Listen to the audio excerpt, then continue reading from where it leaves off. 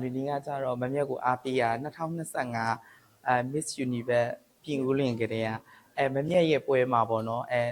ရင်တစ်ခေါက်ကလည်းမီဒီယာတစ်ခုနဲ့ဖြူထားတယ်2025မန္တလေးဝိုင်းမန္တလေးမှာအမလုပ်ကြတယ်အမကိုအားပေးတာ2025မိနစ်ကလေးပေါ့တစ်နှစ်လောက်ရှိပြီပေါ့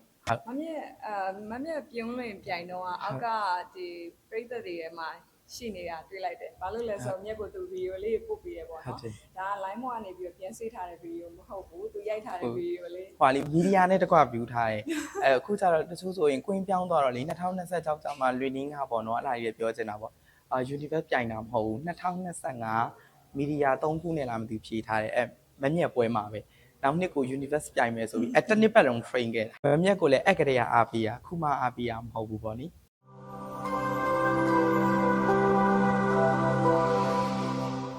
ဒီ cover training တွေဖွင့်ထားရပေါ့နော်အဲ့ဒီမှာ contact တစ်ချက်လုပ်လာပြီးတော့မမြင့်နဲ့ train တင်တယ်ဆိုတော့ဟုတ်ကဲ့ရပါတယ်ဒါပေမဲ့မမြင့်ရက်လေးလည်းအဆင်မပြေမှာဆိုလို့ပေါ့နော်အားရရက်လေးတော့ train ပြပါမယ်ဆိုပြီးတော့လက်ခံဖြစ်တာပြီးတော့မဆီမှာဒီကက်ဝက်တင်ဖို့အတွက်ကိုပေါ့နော်လွင်နေအများကြီး choice တာပေါ့နော် choice တဲ့ချိန်ကဒီကက်ဝက်ပညာတကူလည်းမဟုတ်ဘဲနဲ့ပေါ့ဒီအမရဲ့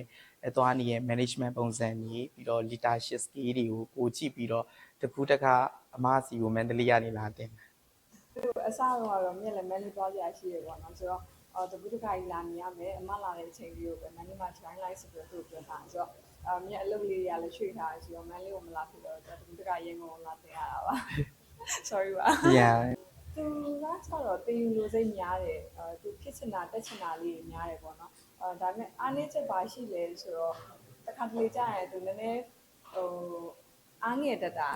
ဟုတ်တယ်အဲ့တခုလေးတော့မြင်ရတယ်တခုခုဆိုလို့ရှိရင်စင်ပြေပါမလားပေါ့နော်အဲ့ဒါတော့လူတိုင်းမှာတော့ရှိရရှိတယ်ဒါပေမဲ့သူကအဲ့စိတ်လေးတစ်ခုပါပဲကျန်တာကတော့သူကိုယ်တိုင်အရင်တင်ယူချင်တယ်ဖြစ်ချင်တဲ့စိတ်ရှိရတဲ့ကြောင့်အဲ့အားနည်းချက်တွေကလည်းဖြည်းဖြည်းပြောင်းသွားမှာပါဟုတ် green တယောက်ဖြစ်ဖို့ဆိုတာတဲ့ဒါကတော့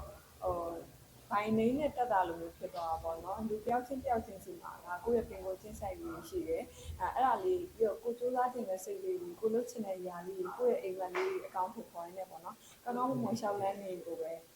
ဒါအရင်ကအဆင်ပြေတဲ့ဒီတယောက်ပေါ့နော်green တယောက်ကမှဒီလိုမျိုးနေခံရမယ်တာမန်လူကကြမနေခံအောင်ဆိုပြီးအဲ့လိုမရှိဘူးပေါ့နော်တတ်မှတ်ထားတယ်